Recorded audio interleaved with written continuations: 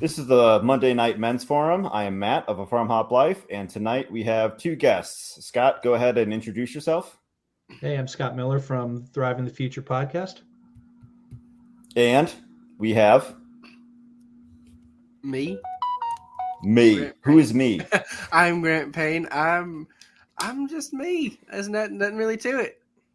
Grant Payne of Homestead of Pain. Yes, that was an addition I made from last week. I like it. Pain. Awesome. So Scott, this is your first time on the Men's Forum. We go around and share a recent personal event. Doesn't have to be huge or anything like that. Just something like, hey, I like this part like in the last week. Like I felt good about this so go ahead. Great. Yeah. So I spent the weekend taking chestnuts that I've grown from seed. So I have a bunch of extra trees. I took WordPress and created a e-commerce site, what's it called?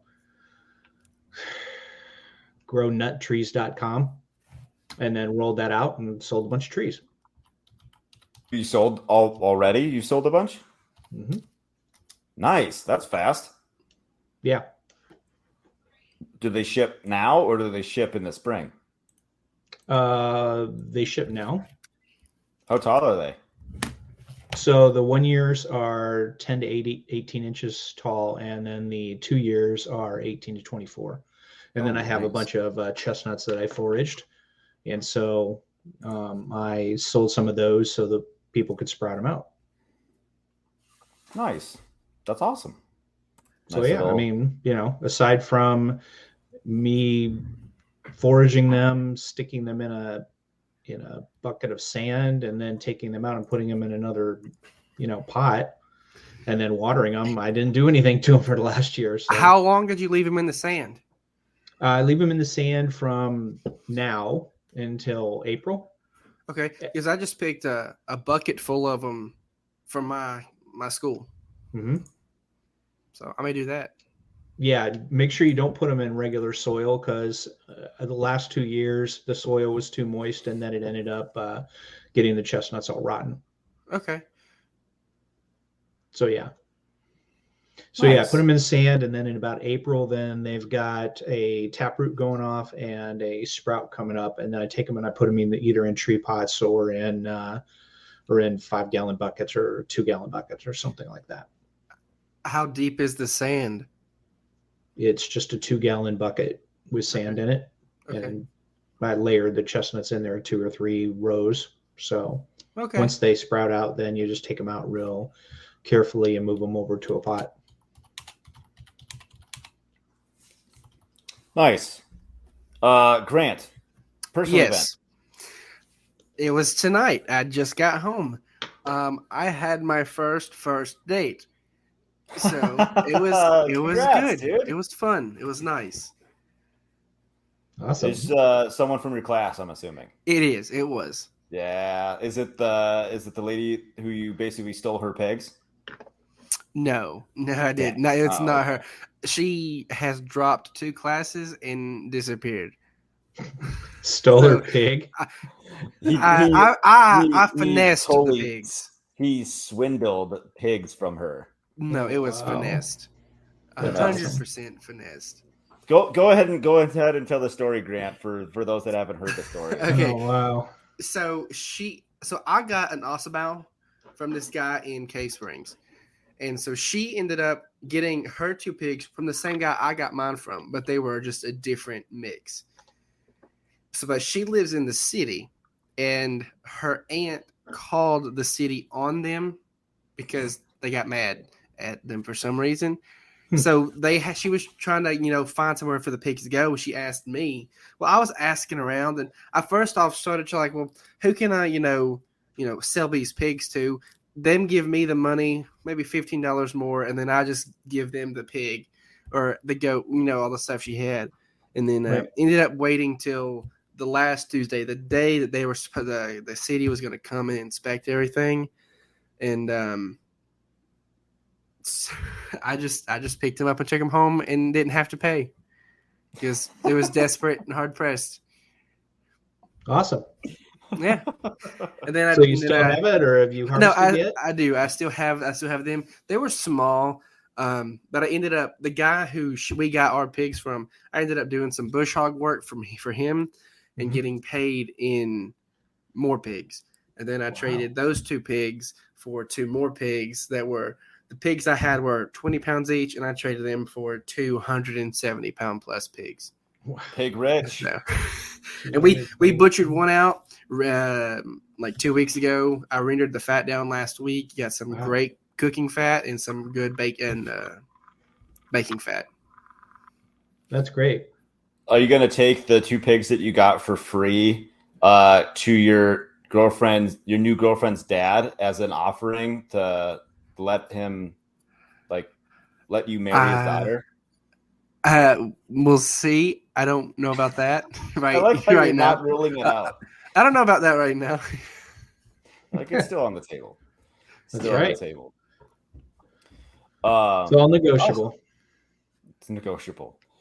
So my personal event is that we are potty training our 2-year-old right now, and so that's fun. That we've been basically locked in the house all weekend. That was fun.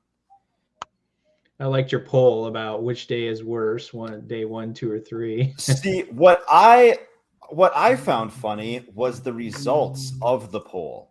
Let's see. Where's my poll results? That was great. I don't know. So it was so I only got 10 votes. It was 20% day 1, 20% day 2, 20% day 3, and 40% was just show me the results. So literally the poll was completely worthless. Thanks for nothing, people that voted. Yeah, that was great. Or I need more people that voted. I don't know. Whatever. But it probably just would have been the same number. But I thought that was the result percentages were funny. But yeah, today went a lot better. And but I thought that was the result. No. Oh, okay. Grant, quit screwing around. Sorry. I just hear myself and then oh no. Okay. So tonight he's running a promo already. So yeah. So we are talking about under the influencer. I know, super. I'm like on Reddit. I'm 14 right. And this is deep. It was very. Thanks for the laugh, Grant. I actually really like the name. It's very catchy. It was all I could come up with. I like it. I really do. Yeah, that's a good podcast title. Yeah. So I was thinking about why are people the influencer doesn't even have to be that big, right? So Scott, they could be influenced by you somehow. They could be influenced by me. They could be influenced by somebody that, put out their first podcast episode tonight or something, right? Right? Yeah. But obviously more popular, the more people listen, blah, blah, blah. And so people are under the influence of Joe Rogan or I don't know. I'm trying to think of other people, but it doesn't even necessarily have to be an influencer. It could even be a priest. It could be politics, if we want to go there, which I don't, although I did give it as an example. And so open the door. I know, I hate myself. And so just basically anybody that has a platform to say something to encourage others to do something either positive or negative. And the example that I gave was it could be Donald Trump on Stop the Steal. And this is where we're going to get into dangerous territory that I don't want to get attacked for, because I'm really just asking questions. Is Andrew Tate? Because that was a whole thing a couple weeks ago. People were all pissed off at Andrew Tate for something. I'm still not really sure because I've never listened to the guy. Oh, he's got something new this week. Oh, cool! Can't wait to not hear about it. Yeah, exactly. But it could be Joel Salatin on Starting a Farm. He influences people. Mm-hmm. Or Wendell Berry on the perspective of small town America. My point is where is that person at in their mindset that makes them influenced by by somebody is the question. The influencer or the influence, the person being influenced? The person being influenced. Well, I think the whole social media, especially Twitter, as we've seen this week, is just primed for, you're just primed for being influenced, and then it reinforces that, you know, whatever you're liking, it reinforces it. It shows you more of it. It entrenches people. It makes them just more entrenched in their whole ideas of what they think, right? And then next thing you know, they're off in their little bubble, and it's all it's all just an echo chamber. You know, you bring up a good point. It reminds me of somebody like another big podcaster I was listening to, like probably years ago. He had said, he's like, I've listened to so many other podcasts, like I don't even know if my thoughts are my own anymore. Like I'm so influenced by other people that is this me? Mm-hmm. When I make a comment about something, is this me, or is this the culmination of everything I've ever consumed? Right. So, and it's really hard as a podcaster to keep from, sounding like somebody else, and keep repeating the same thing from someone else. Right. I would say for me, someone who has consumed a lot of content from influencers, most of it on YouTube, it's for mostly to learn things. And on YouTube specifically, you can see what they have done to kind of prove themselves to you on why you should listen to them. Right. You know, like Joe Salatin or Justin Rhodes and several other people who, like Self-Sufficient Me. You can see in every video they do the proof right there. I mean, those are like something almost like tangible, like go ahead and do this thing. It's not so much of like this is how you should think about stuff. Like it's more of like here's a problem. You can physically go and create something to make the solution. Whereas I'm like politics is really all just like making yourself feel better inside without actually doing anything.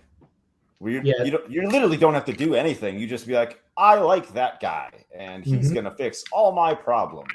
Yeah, which never happens, no matter who it is.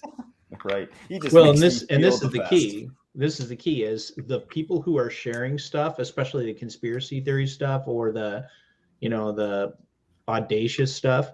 They're getting a dopamine hit after doing that, and they're really not going and doing anything they tell you to do, right? So it's like, oh yeah, well, we need to go and get pandemic amnesty or something, and we need to get people to pay and all this other stuff. And it's like, okay, so what did you do? Nothing. And so right.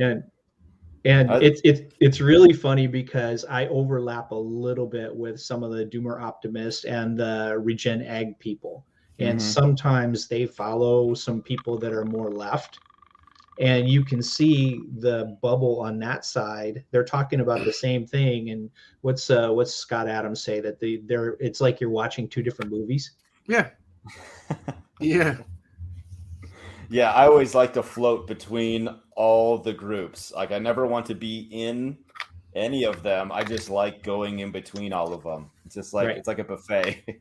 I know recently I've just started cutting them all out, just cleaning out who I follow and just because I just don't care anymore.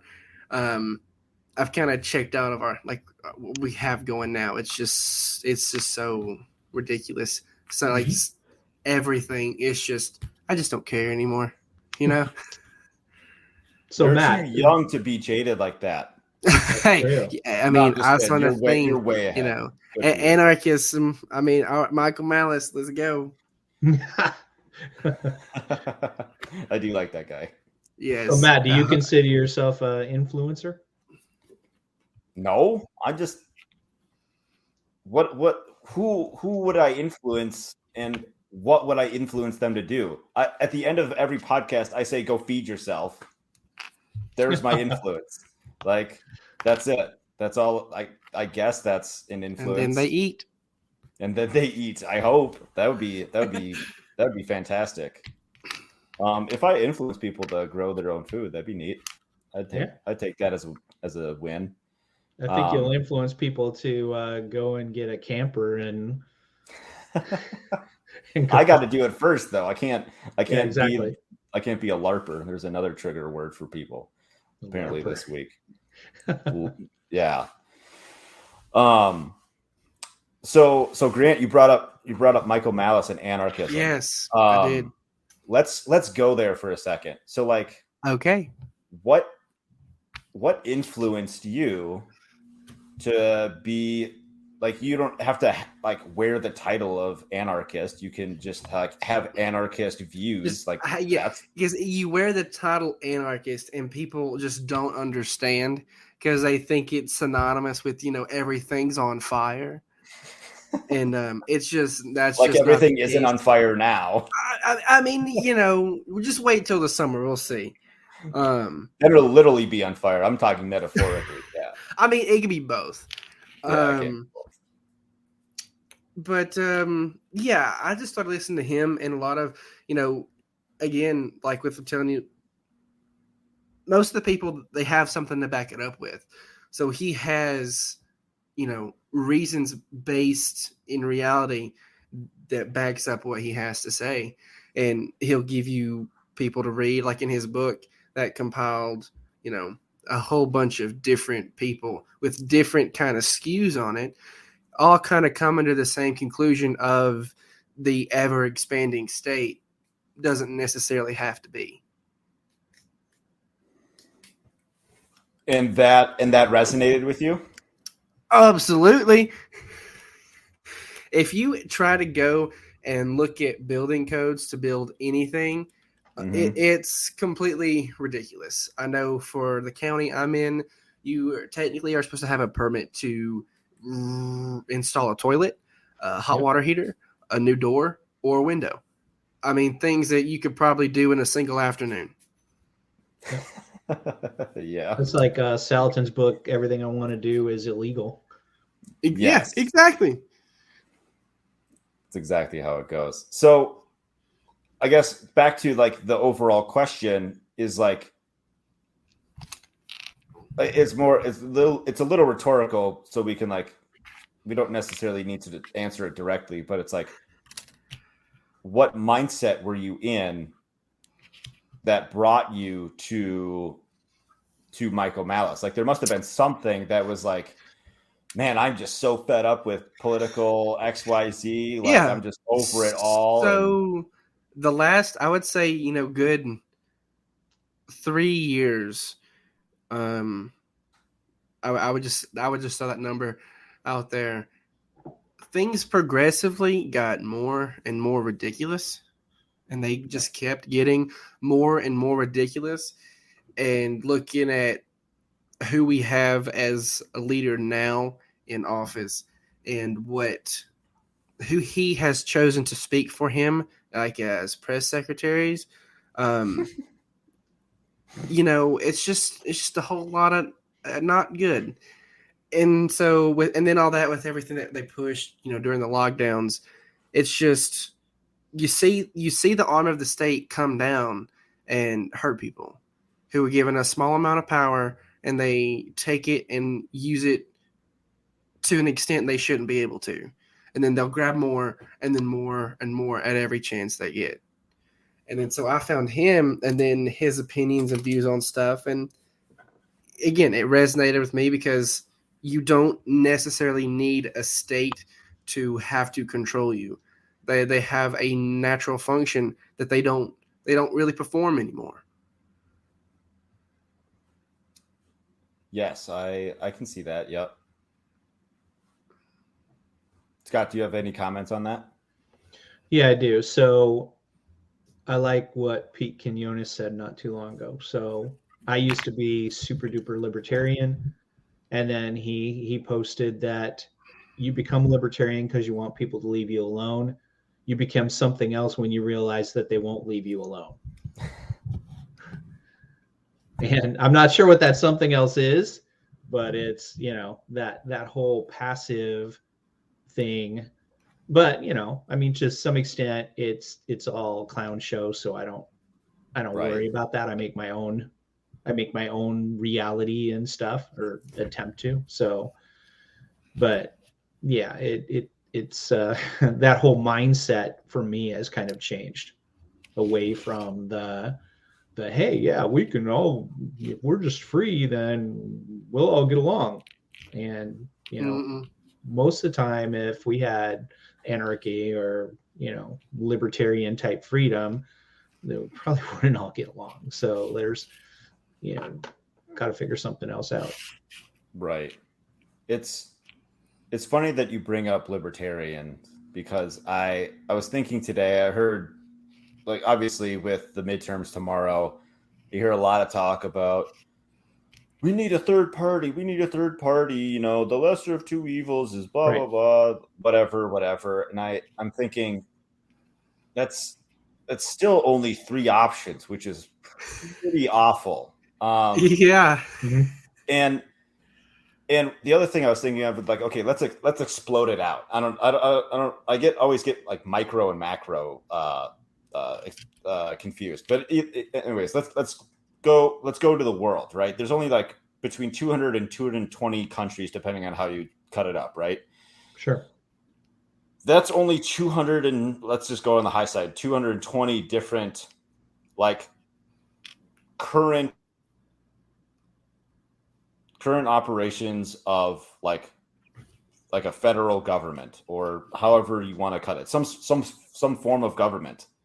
And somehow, arguably, all three of us currently are in the best one, and it still sucks. Like, it still sucks hard. And so we need like 10,000 different countries, and see, like, so that could possibly mean like 10,000 different,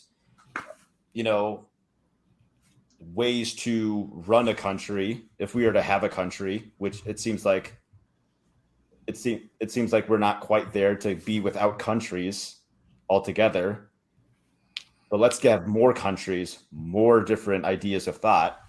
And so the ones that do better, more people would want to go there. And the ones that have real crappy rules, nobody is going to want to be there. It's kind of like a free market of countries. Yeah, I would say with the United States being so big and, a collective of states, if, those states are trapped, underneath the federal government, to not really be able to set their own standard. And then they're currently so high on federal money to do anything to change that.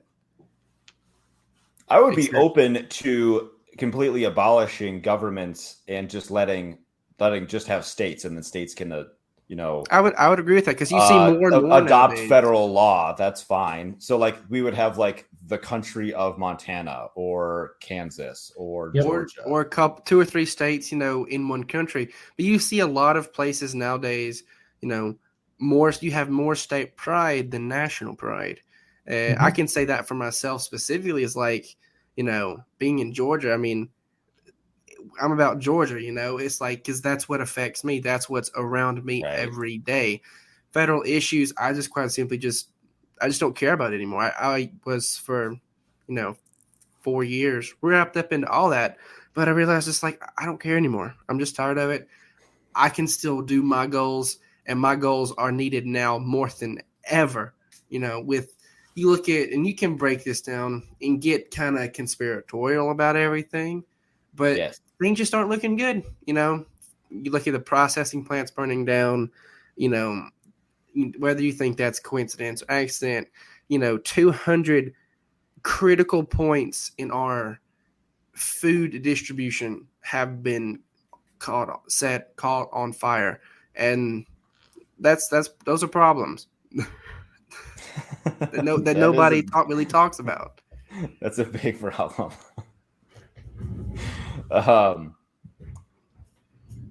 back to influencers.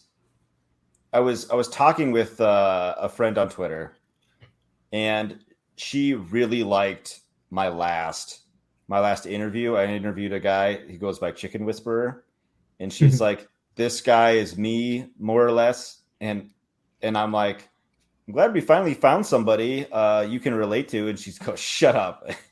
And I go, I was being sincere. And she goes, his personality and a lot of his takes feel like he's the male version of me. He's intense. And I go, not to be like woo woo, but like it makes for a good analogy. Your energy levels are the same. Like when your energy levels are the same frequency as someone else, like you listen like a lot more closely. Sure. And she's like, that's not that woo woo. And I told her the story. Like there's a convention. I don't even know if that happens anymore. It's called Maker Faire. I went in California over 10 years ago, and I saw Adam Savage speak at Maker Faire. And during his talk, he said something that I still remember. He goes, "You can't help what you're inspired by. Like if you see something that inspires you, you can't help. Like that's what, like, whoa, that's crazy. I want to do that." Like you can't pick and choose what inspires you. Right. It just happens. I think the same thing happens. Like you can't help who influences you, because you could be at a certain state of mind when you hear a thing or see a thing. 3 years later, if you see or hear that same thing, it might not have the same effect or any effect at all. Yeah. So it's really just completely random. Like Scott and I listened, and like who knows why that stuck out to me all those years ago. Just started listening to the Survival Podcast. I was influenced by it, and now it's like I kind of listen more passively. Like I still like check in, I just don't listen as much as I used to. But yeah, I can kind of track, as I have politically progressed into different things, from going like your basic run of the mill, I guess you can say Republican to conservative to this to that, whatever it is. I could pretty much list out who I have gone through where I started, and each person as I have progressed and changed opinions and mindsets and thoughts along the way. And then where I am now is I just don't listen to any of them. It's more cultural. It's more cultural than political, because that's where you start, is with culture. Yeah. Mm-hmm. And then turning it off, and then, fasting from it or whatever. And then focusing on, I'm going to use Twitter, but I'm not going to let it use me. So I'm going to get on, I'm going to promote whatever podcast or whatever. And then I'm going to get off. I spend a lot of time second guessing myself on what I post. Right. So, and then I say, I really shouldn't, I don't think I'll post that. And then I'll either won't post it, or later on I'll go and I'll delete it. Right. Because I got caught up in something, reacting to one of those influences. Right. Because somebody said something. And it's kind of funny. I did that right before the show. I had to go and delete one that, when I thought about it, was not the best thing to say. You could do a Twitter circle, if you know what that is. You add people to, like, you make a tweet, but only certain people see that tweet, so it's not like broadcast to the world. But if someone screenshots it, then it's like, right. So that's why when it comes up and it says that this you can only see this tweet if you're following them, or this person controls the tweets that you have. Yeah. Yeah, people were giving Jordan Peterson a lecture about that this weekend, because he was complaining about that, and they were like, "Don't you know this has a setting? You can turn off all those comments except for people that follow you or people that you want to comment." That's another guy I've never listened to. Yeah, he's changed a lot in the last few years.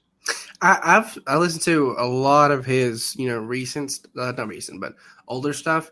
There was a big backlog at the time, and then I just listened to kind of binged all of that until it was just a bunch of repetitiveness, and then he's become more jaded, along with everybody else, with just everything's happened over the last 2 years. It's just put everybody on edge, and they're just I think everybody is really mentally, physically, and spiritually exhausted on so many levels that they've just kind of let go of some of the things that they used to hold back. Yeah. Another thing I was maybe think about this topic was back to the Andrew Tate thing. And I don't know what he said. I don't know what he said today. And this might get me in trouble, but I don't really care. I'm just kind of like asking questions. So just whoever's listening, just keep that in mind. Somebody I've recently interacted with on Twitter, her boyfriend or ex-boyfriend was one of the like Tate followers, and I guess like I don't know the details, and I didn't ask for them, but it was not a good breakup. They usually aren't, but like she see like even I think it's been like over a year, but she still seems like she has like almost like PTSD from the situation, and she seems to be blaming Andrew Tate instead of her ex. Now, I could see why you would do that.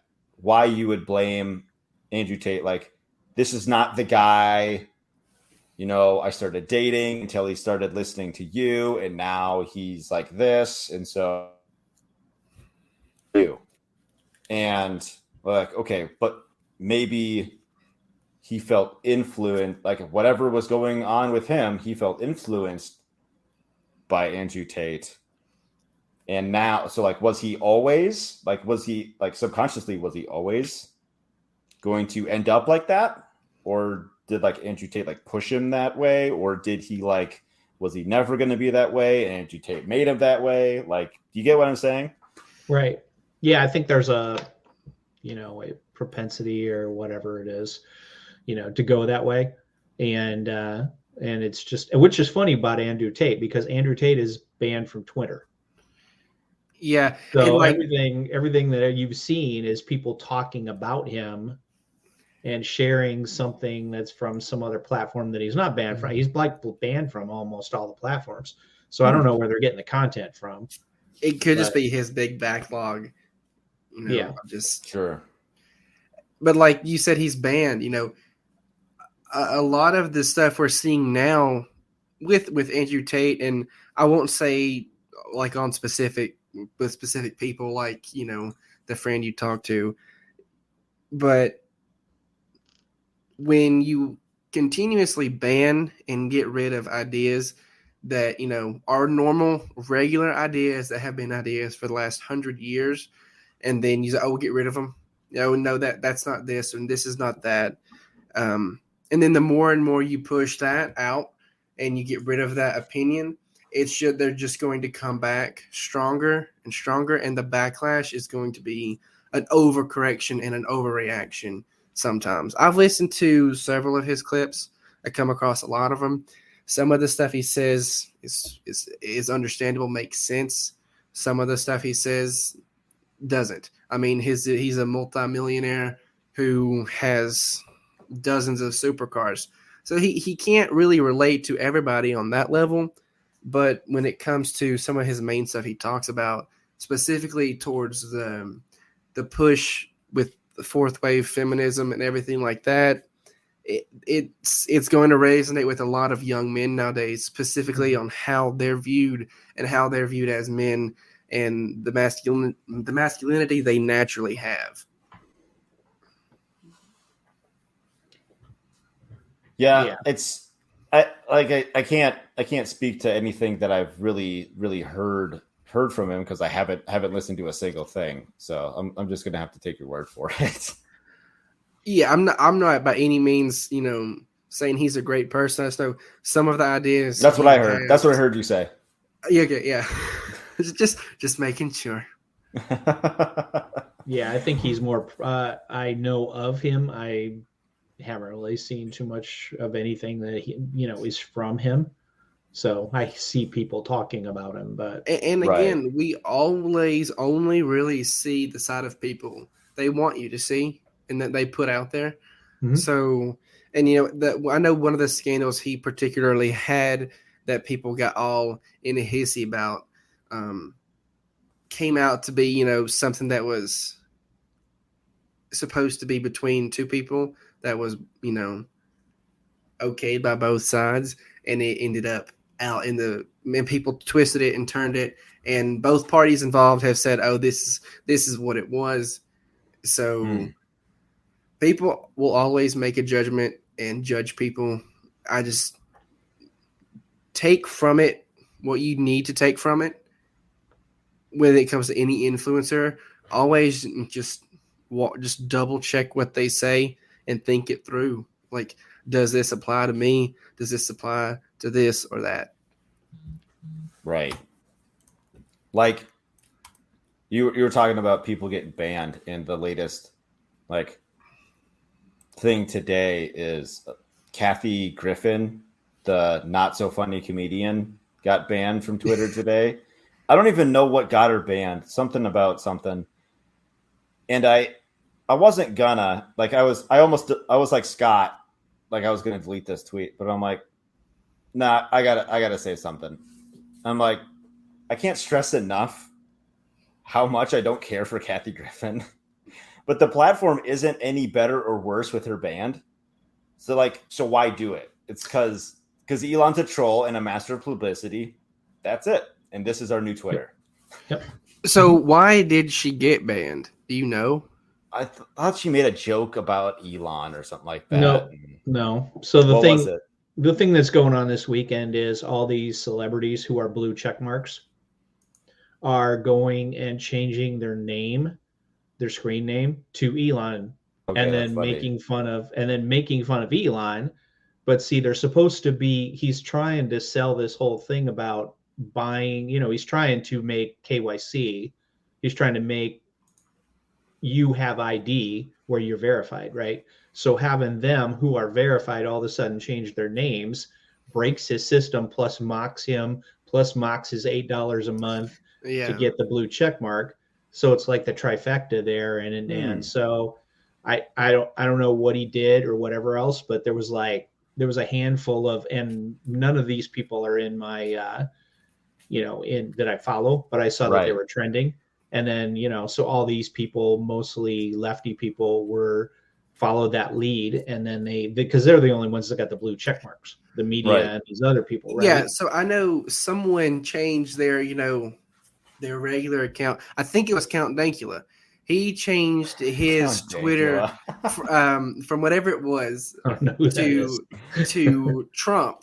And then he ratioed Biden. He ratioed the president by 30,000 likes or something. I don't know. I don't know the numbers, but he ratioed the president. And then I think Elon came out and said to basically that's a bannable offense to impersonate someone with the blue, like have a blue check mark and then impersonate someone. Like he changed his profile picture. It's just what he does. Like he pretended he was a Supreme Court justice for I don't know how long. It was the greatest troll. And then so they I would say they took that Elon said, oh, we can't, impersonate people because that sounds reasonable to me. You have that verification that proves you are who you say you are, and to say you're someone else kind of breaks that. So if that was their way to snap back at him, okay. Right.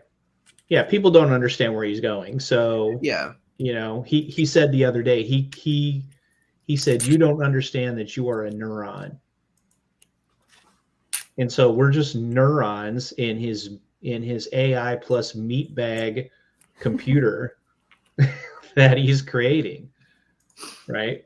Right. And Cyprian did a video on it several months ago and basically said this is why Elon is buying Twitter, so that he can make this super AI thing that can guarantee, it's like bots on steroids, except he's controlling the bots, and that you can make today he came out and said that we're not getting rid of fact checking, we're not getting rid of content moderation, but you're going to do the moderating of everybody else. So it's like turning the Karen patrol loose on everybody else, and then he doesn't have to pay content moderators. He'll just let it take care of itself. And then, you'll have, like I said, the Karen patrol will end up getting people ratioed to the point where they'll get banned. And then he doesn't have to pay them at all. And all the time the AI is learning what's going on, and then eventually he gets to the point, even if the advertisers quit, right? So he gets this refined, and 6 months, a year from now, they'll come back begging. Of course, they won't do it publicly, but they'll come back begging because he'll have the influence algorithm down where he can guarantee that I'll get eyeballs for this, and it won't be subjective at all. And so it's, and like with you said, like the advertisers leaving, I think 3 of the big advertisers that left, one of them's Audi, and then there's like 2 other ones, the Audi and I think Pfizer, they left, but they also didn't have anything to say when their ads were being run on extremely inappropriate content involving minors. They didn't have a problem with that with Twitter. But now that, someone's trying to step in and maybe make it better, they have a problem with that.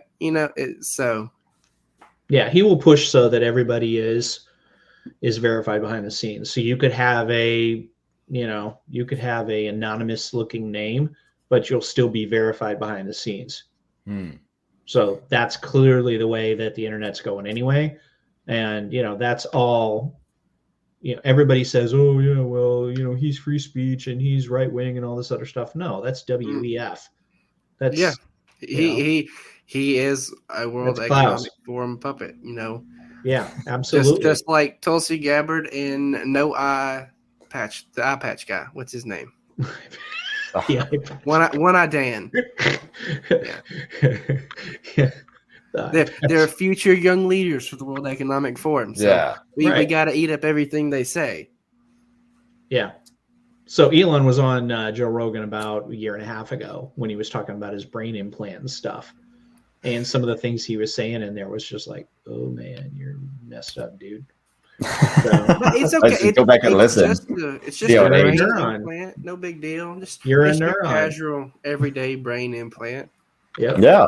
He sees you as a neuron in a big AI. Do you guys see why the blue checks were so outraged at having to pay? This is supposedly, or like allegedly, whatever, that to get verified, some of them have paid up to like $15,000. Like they've been individual Twitter employees. Yeah. Well, the paperwork's kind of a lot, but I think it was up to 50. Up to 50? I think it was up to 50. No way. The Twitter employees were charging them. They were getting some under the table envelopes. Yeah. Supposedly. Yeah. So it's like, well, if that's the company culture, then of course, like that's how that's system's just gonna perpetuate itself. Right. So yeah, if you could get a $50,000 bonus for verifying somebody. Yeah. Yeah, some of those people were on the Project Veritas videos and all that other stuff. So, it's part of the culture, unfortunately. Yep. So, like Elon himself, like to tie it back in, like he's a huge influencer. He has a huge influence on what a lot of people do. Let alone like people using his platform, but then also, the SpaceX thing. And oh man, there's something else that I just had. I lost Tesla. Yeah. So, thank you. Like the technology that he's pushing forward, not just like us little neurons, but like other companies are making tech because he's influencing the tech world also to like drive that forward. I guess. I don't know. Which is all heavily subsidized by the U.S. government. Right. All of our social medias are heavily subsidized by the United States government. No, yeah, they started with the United States government. I mean, yeah. That wasn't like praise for Elon at all whatsoever. That was just like that's just how he is. Yeah. And then he also has like the underground tunnel things. I don't know if those are doing great or not. Oh, the bore, yeah. That was just a boondoggle for him to get some money from California. It'd be fun to have stupid amounts of money to just throw at dumb projects. Like I made a tweet today about, we're gonna soon be raising cows in skyscrapers, and like I would put money into that project if I had millions or billions. I'd put money into figuring out how we can raise cows in skyscrapers, because why not? It's a terrible idea. Right? It's an awful idea. Absolutely awful. I mean, the weight of that alone, like, and if you like pasture raise them inside in a skyscraper, I mean, that sounds awesome. Yeah. I mean, I would maybe push to like, I don't know, goats or sheep or something, not necessarily cows. The cows can be on the bottom floor. Just get smaller and smaller ruminants as you go up. Yeah. And then at the top, it's just like thousands of quail. Yeah, why not? Thousands of quail. or mealworms, and then so the mealworms go down, and then I don't know. I need some engineers. I need some SpaceX and Blue Origin engineers to help me figure out the food cycles or something. Well, they're all herbivores, so they're not going to be eating each other. Well, I mean, like chicken. I don't know. We got some. We got to go to the drawing board. We got to get a drawing board first. And you would need 2 skyscrapers so you can properly rotate pasture and not have to use antibiotics and vaccines. Oh, you know what you could do? So you know how like Germany has, I think it's the Audi, or is it VW? They have like those. It's like a vertical, like, what the hell, like a dealership. So like the part like moves the cars, right? Like it's like the little platform. Yeah. Well, why not just put cows in those? Yeah, that's how you rotate animals. Is that you just put them and on then you can have platform and moves them around. You can have 4 skyscrapers. If we have 4 skyscrapers, the elevators in the sides, and then in the middle you have a nice courtyard with like a coffee shop or something. That's right. See, this is the kind of influence we need, not this boring machine Twitter takeover. And each skyscraper can have a different crop. Like one's winter rye, one's a wheat, one's an oat. Just a bunch of different types. We have some sun hemp in one. Just rotate them through. Grant, well, that's like the Carvana. They've got the car vending machine. Yes, yeah. And then if somebody wants to buy one, you just walk it in and you just put it in an elevator all the way down. See, these are the solutions we need, not this over like $8 a month for Twitter. This is what we need. I mean, but look at the people who are complaining about $8 a month. It's people that have significantly more than $8 a month. It's ridiculous. Yes, it's just ridiculous. Let's go. Let's in the spirit of the season. With the midterms tomorrow, let's get political for a second. Oh no, we haven't up to this point. Okay. More direct, more on the nose. So we're allowed to be on the nose. Sure, whatever. Okay, but it's chaotic neutral here. So I mentioned Donald Trump on Stop the Steal, and like let's even go a little into crazy land with the QAnons, right? Oh no. So how did they get influenced to be a QAnon supporter, believer? I don't know how you classify them, but like they were so I don't know. They had a mindset of the government. Like they were so like, Hillary Clinton belongs in prison kind of mindset. Well, they said they believe Hillary Clinton was solution. secretly in prison. I think it's just a huge psyop. Well, yeah, of course it is. Just a huge CIA psyop, Right. just to, take these people's focus off something else and kind of give them false hope that, oh, everything's fine, everything's going to be okay. When look around, we're not. We're not okay. I think it's the same thing that we see with Biden, right? So Biden is clearly dementia. And it's sad. It truly is sad. But you will see, like I said, every once in a while, because I follow the regen ag people, then sometimes I'll get some crossover and I'll see some of those other, echo chambers going on. And they're like praising him upside down and backwards. So it's like, but have they listened to him speak? I mean, how do they? Doesn't matter. He's getting stuff rationalize done. That. See, and I think that this is my opinion, that the QAnon people, the idea that Trump was now anything I say about Trump, anything I say about politics here is I don't care. So, but I'm just analyzing, right? So Trump came off sounding like dumb lummox, and I'm serious. And then all of a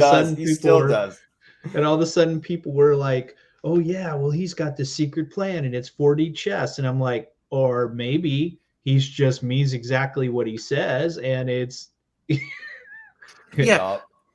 People try to look specifically with stuff like that, that he's running like a secret government and the Pope was arrested.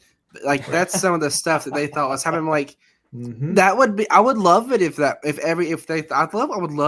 happened. I mean, how exciting that would be.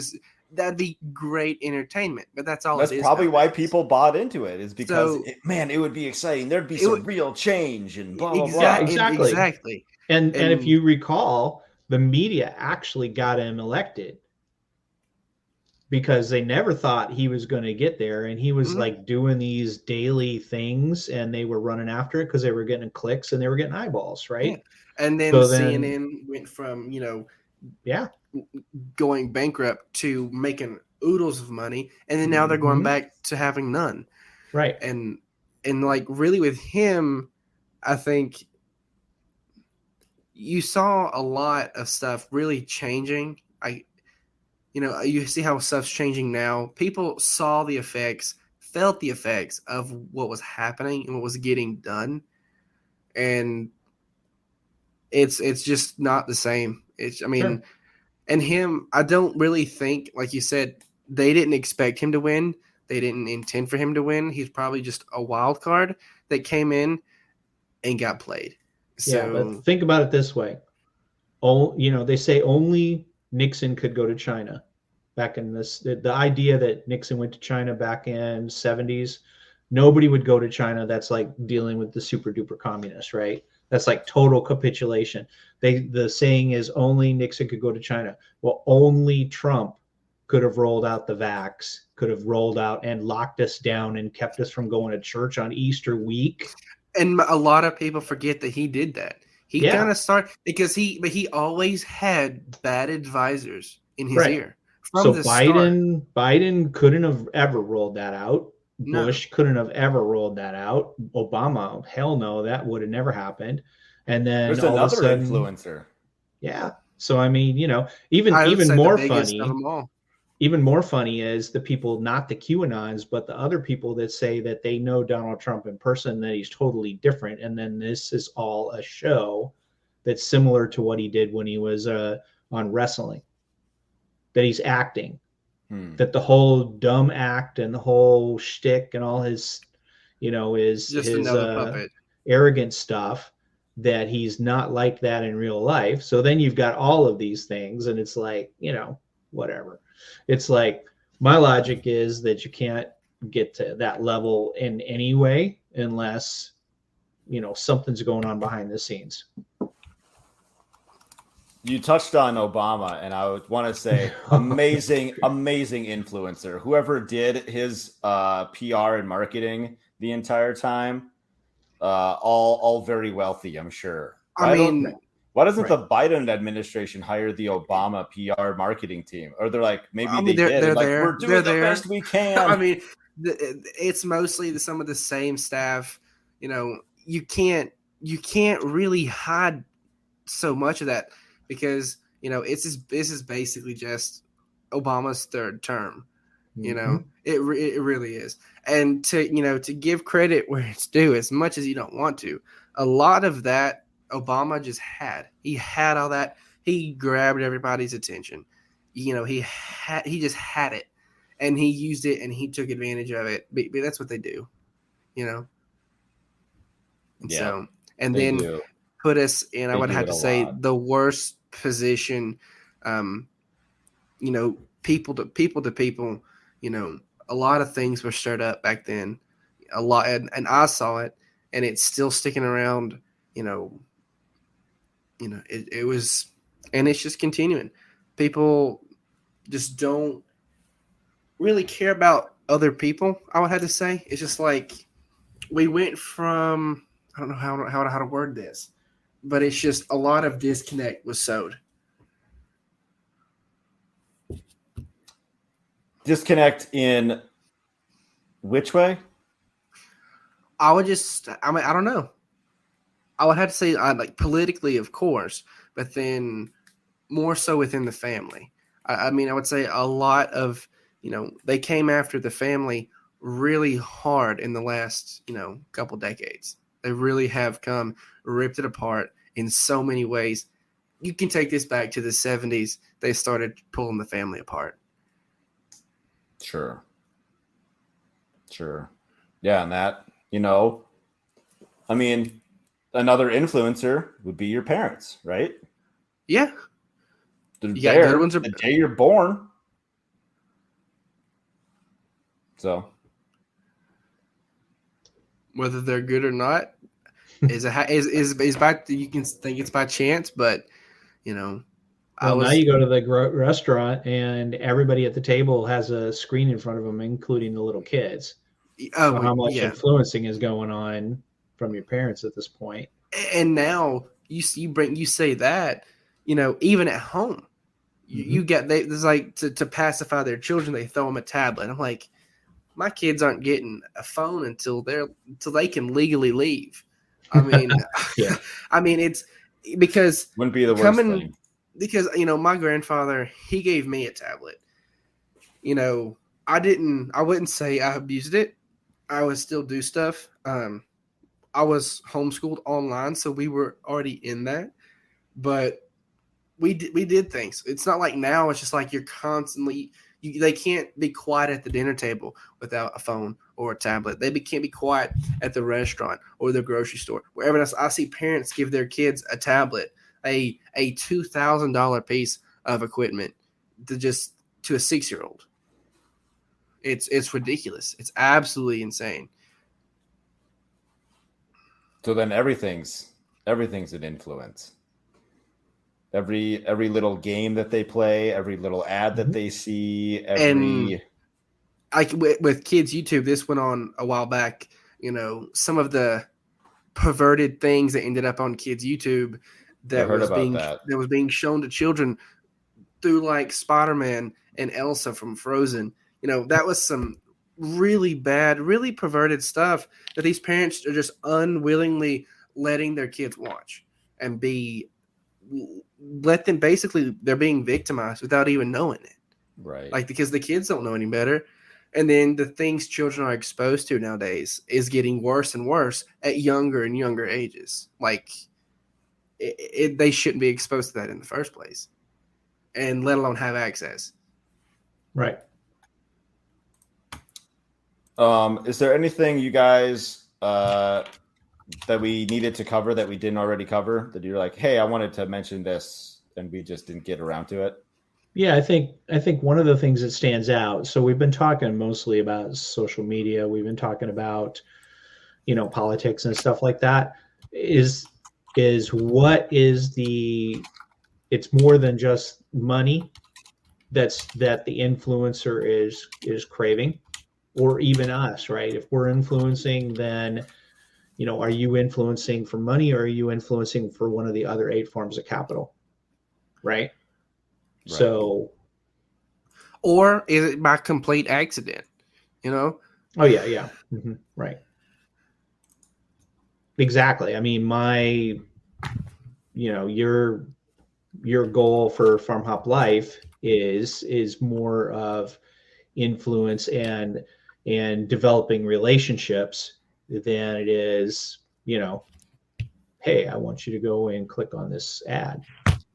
Right. I'm influencing connections. Like when we first started, you were talking about how you're like raising your chestnuts to grow. And Grant's like, oh, I want to know about that. And right away he jumped in and started asking questions. I have chestnuts. And when we end this, I have a few more questions to ask about it. But last week, I was on this last week and I met 2 other completely different people. One who's, got a significant following on TikTok, and the other one who is going into, he has a product way of life things for your farm, things that make things easier, automation. Just to give it an extra second hand, quality of life things that could really come in handy, and how far he takes that with like waters. It tells you the temperature of your water. Is it frozen? How full is it? You could take that with, enough, funding and capability. I could pull up on my phone and on an app and say, okay, my water tank's 70% full and it's 62 degrees. Mm-hmm. And it's stuff like that you could use to assist you, but you won't rely on it. It won't be it'll just be an extra tool you can use to make things easier. And then say lights go out the next day, you can still go out and stick your finger in it. Right. Yeah, and these are the kind of things that they're kind of relationships and the kind of influence I'm more interested in, right? Is this is not quite real life, because I mean we're not physically sitting in front of each other, right? But it's a heck of a lot more real life than tweeting at each never other. See one-on-one personal influence. Yeah, because I mean, I met people online that are in the region or something like that, and then we'll have a meetup, right? We'll have a workshop, we'll have something like that, and it's like, hey, cool, awesome, and then we've made a connection, and then they'll say, hey, I've got some, I've got an apple press. Let's get together and press some apples and make some cider. I've got a, whatever. Can you come and help me? Can you come and help me process chickens? Or something like that. Even some people that are maybe in another state or something. And we'll have to get a shirt pretty quick. And like to that, with meeting people, I would say one thing we're talking about influencing, as an individual, do what you can to influence someone else around you in person. Mm-hmm. I do a lot since I have started, 6 months ago, getting out into the real world, working and going to school on a regular basis, talking to as many people as I can, whether I'm comfortable with it or not, is that it'll just stop you. So this one guy I met at Lowe's, he saw me put 50 blackberries in my car, 50 blackberry bushes I got for $1 in my car. And I talked to him, and then I just, on the next Tuesday, I just happened to see him again. He was there for a completely different reason. I was there for the same reason. And he just texted me tonight and asked if I had any of my totes. He wants to buy 10 to 15 of them. Wow. That's I've got 37. So, of course, for the right price, I'll sell them. That's, 400 square feet of garden space. But I could pad my savings better, use that for something else, and I can still recoup those totes in 2-3 weeks. Mm-hmm.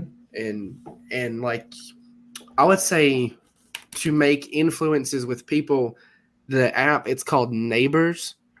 It's just people like in your county or in your city, kind of like Facebook, but on a much smaller level. And it's just people around you. I've gotten 2 trash bags of canna lilies from this lady. I've met this one lady who I have helped with her garden a lot. overbuying some potato slips, some sweet potato slips. And she's now someone who I can help, with something, whether that be run fence. I've sold her some cut totes. Just make connections everywhere you go, because you never know when they'll stick and how they'll turn out. Exactly. Yep, definitely. Yeah, I'm interviewing my friend Kurt on one of the next episodes, and he actually went down and volunteered with some old ladies garden group and helped them clean out their gardens, and they gave him a whole bunch of extra raspberry plants. That sounds amazing. That just sounds so awesome. And you help people, you help someone who needs it, and because of them being old and elderly, the stories you get from them, the knowledge you can pick up from them, just being around them short amount of time, stuff like that you can't replace. You can't replace people like that, because when they're gone, they're gone, and what they had with them goes with it. Mm-hmm. All right. That's the influencing we should be talking about. Yes, exactly. Grant, you're hired to do more Farm Hop Life somethings. I don't know. We'll figure it out later. I anytime and every time, just ask. All right. Let's if we're good on what I think that's a great way to end it.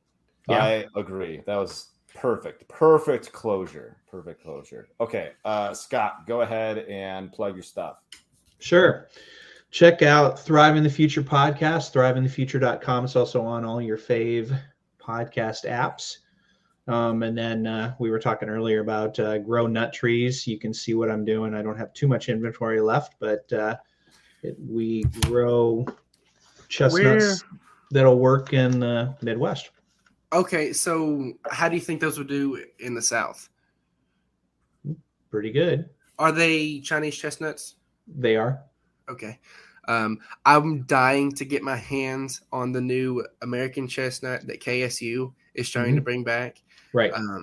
I don't know if I want to do that, because then KSU will have to monitor the tree. So I don't know if I necessarily want to give them access to the tree. Break in and steal it. Don't tempt me. So what is the website for the trees again? GrowNutTrees.com. Okay. It's a nice site. Very nice. Yeah. It's WordPress WooCommerce. Excellent. All right. Grant, go ahead.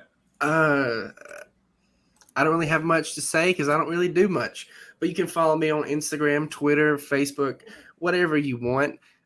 Eventually, I'm going to start putting out videos of how I started and how I got into gardening, through the process of raking in the ground, to cutting down trees, to throwing down eventually 80 raised beds.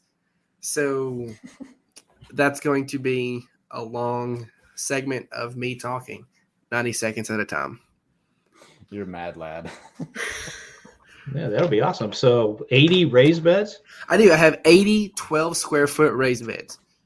Wow. 34 of them are my main vegetable garden section, and the rest of them have various flowers and bushes. I've got 74 blueberry bushes, 60 asparagus, just a whole bunch of stuff. Scott, you should go back and watch the interview on YouTube. It's the one right before yours on my YouTube channel. Sure. And I am Matt DeRozier of A Farm Hop Life. We are a traveling homestead family. Right now, we are doing podcast interviews and this men's forum and updates. And you can go to our website, farmhoplife.com/20x23 to learn more about our 20 by 23 project, where we're going to visit 20 homesteads in the year 2023. So next week, I have an idea for next week. And everyone can hate it and get over it. And then just get on board for next week. What have you done for me lately? Just like specifically? Is that the topic next week? We can ask. You can answer that. That's fine. I'll be open to